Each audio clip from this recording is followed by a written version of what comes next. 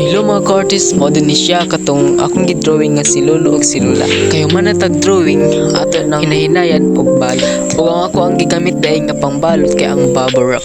Para dili mabuwak ang atong items, syempre ato agud nang baluton og bubble wrap. Ug dito din ako napalit ang bubble wrap sa TikTok shop. Ug ang mga materials din ako nga gigamit sa pagdrawing kay gikan pud na sila sa TikTok shop. Ug ang price din sa atong bubble wrap kay above 350. Maong kung gusto ninyo mag-order, adtara mo sa TikTok shop kay legit gyud ang items nga moabot sa imuha. Og inighuman din ako balot ani kay ako na dayon i-deliver sa ato ang clients. Wala na ako mabidyo kay busy jud ko kaayo.